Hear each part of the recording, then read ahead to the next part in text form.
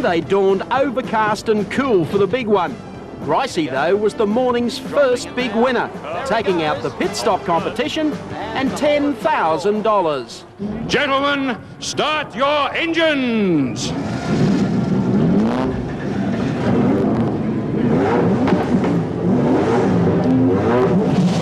And as the starting command is given, those V8s and Nissans and BMWs explode into life here on the starting grid at Mount Panorama. Engines come up to revs and they get off the line. Seaton makes and muffs the start, and it's Johnson up on the inside of Perkins with Mark Scaife looking for it, but he'll drop back one spot. 05 is stalled on the starting grid, Peter Brock. And Brock sitting there as the rest of the field goes through the first turn and works their way now up Mountain Straight.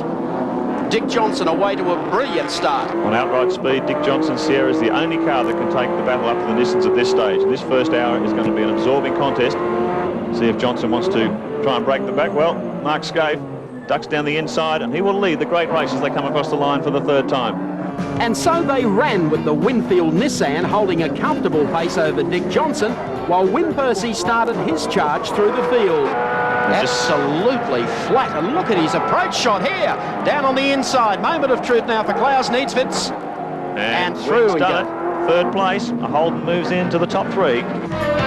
The Glen Seaton Peter Jackson Falcon ran with the leaders too, while Mark Gibbs had to go to extraordinary lengths to clean the windscreens O'Brien.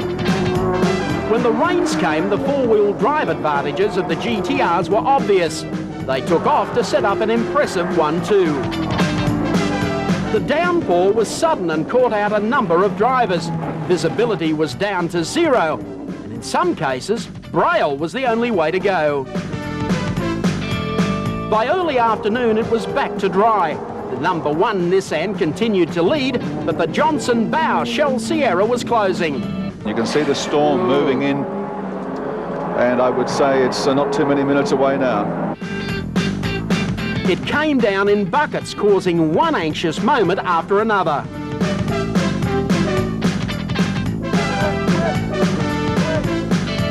Gentleman Jim had it parcelled up, but then it happened. He glanced the wall, and the GTR was down to three-wheel drive. Oh, no, Jimmy Richards has hit the wall. I would expect we might see a red flag. Well, now, if that happens, what they usually do is backdate the race by a lap or so, which could well see Jimmy Richards and Mark Scaife still taking victory. This is the kind of send-off, and I don't want to... Oh, no. Oh, no.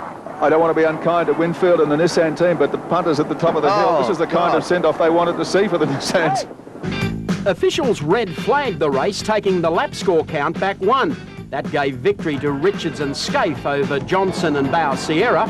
Olofsson and Crompton finished third, with the small car class resolved in favour of Jason and Scott Bargwanna.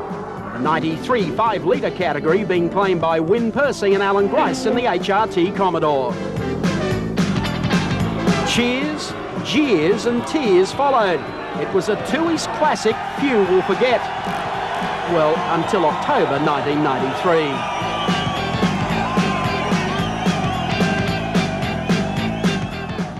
Yes, what a day it was on the mountain. I don't think we'll forget that one for a long, long time. I know the gentleman with me now certainly won't, Jim Richards.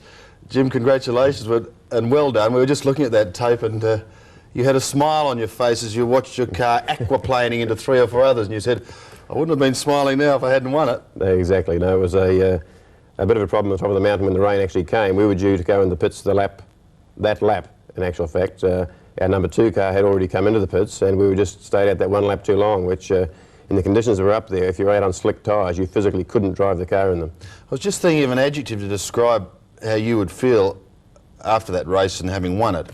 Would the word satisfied cover it pretty well? I mean, very satisfying to get back-to-back wins despite all the pressure. They threw the book at you and you accepted the challenge and said, righto boys, you catch us. That's virtually right, Sandy. We knew the car was going to be quick enough. The one thing we didn't know was how the brakes would be over the 160-odd laps. But after the practice during the week, we knew that everything was going to be fine. And in actual fact, we actually changed the pad once when we didn't really need to.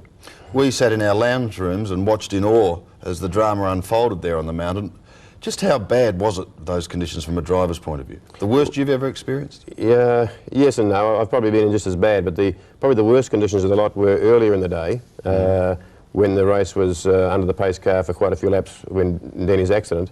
You couldn't actually see more than about 30 metres in front of you on the top of the mountain. The mist had come down and you really couldn't see the flag marshals, you couldn't see any cars in front of you, and it was very, very bad. But fortunately, most of that time was taken up with the pace car, so we weren't going at race speed. Right. At the end of the race, when we crashed, those conditions on slick tyres, you can't drive the car, and we were just unfortunate to be caught out there with the wrong tyres on. Mark Skaife gave the team a great start. Did you ever at any stage throughout the day feel threatened? No. No, we had Nice to be able to feel like that, isn't it? Oh, yes, it is, but I mean, it's all the work and, of course, the race the year before as a lead-up. The only thing we had this year that was different to last year was a lot more weight and a fair bit less power. But, of course, during the development through the year, we gained a little bit of that power back just through continual engine development.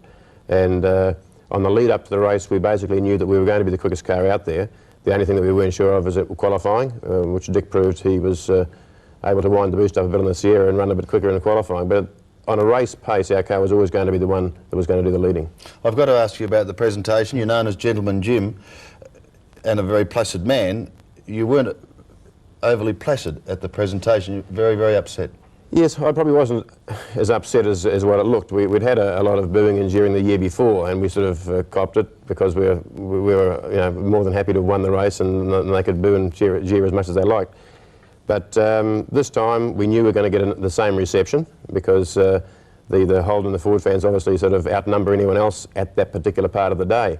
So we were ready for it, but a race like that is a time when you can give your supporters like Winfield and Nissan a bit of a rap for doing such a great job. Yeah. And we weren't able to do that. We couldn't hear ourselves talk, let alone anything else, and I just felt that, and if I offended anyone other than the people that the words were aimed at, I'm very, very sorry, but we couldn't get our words across, and we couldn't thank the people we wanted to thank, and I just didn't think it was a fair go. So I sort of told them so. In hindsight, I probably shouldn't have done it, but at the spur of the moment, it wasn't a thing that I'd thought up that I was going to do. It was a spur of the moment thing. When did you actually know? I saw you come back in the pits and Mark gave you a hug, but when did you actually know you'd won the race? I really didn't know, but I should have, if I was thinking straight at the time, I should have realised that when the red flag comes out, of course the placings are taken to the last completed lap by the whole field. Right. And of course we were naturally the winners. The TV guys knew that immediately. The red flag came out. But when you've got other things to think about, like making your way back to the pits and wondering what everyone's going to say and this and that, you don't think of that in the spur of the moment. And I suppose it was the same with Dick and Tony. They weren't thinking straight because if you sit down and just analyse it for a second, you realise, yeah, they're the rules. Yeah. One of the questions I always wanted to ask you was the pack of arseholes thing at Bathurst that year. Was that a low point for you? Not really, not in a way. That's the way sometimes crowds react, sort of thing. And I think basically it wasn't towards the team or the drivers, it was towards the manufacturer, because it was a Japanese manufacturer that won the Australian race, and I think that was one of the problems there. But no, I was more disappointed in the dissimilar action that Cams took against Jim after I found out. I flew overseas after that race with Mark Skaife to do a 3,000 race. And when I overseas, I rang back to see Jim, and I spoke to Faye, his wife, on the phone. I said, "Oh, is Jim round?" She said, "No, he's gone to see Cams." I said, "Why is that?" He said, "Oh, he's been called in to talk about what he said on the podium." And I said, well, I don't accept that, and I'm not happy with that. And when I come back, I went to Cams and spoke to them about that, because that's the game. Like, you see football now, don't you? And the crowd reacts to the different ways. And I just think it's good that the crowd reacted in some ways. It wasn't bad. Like, we did it, we won it. And as far as I was concerned, we did it. The team were happy.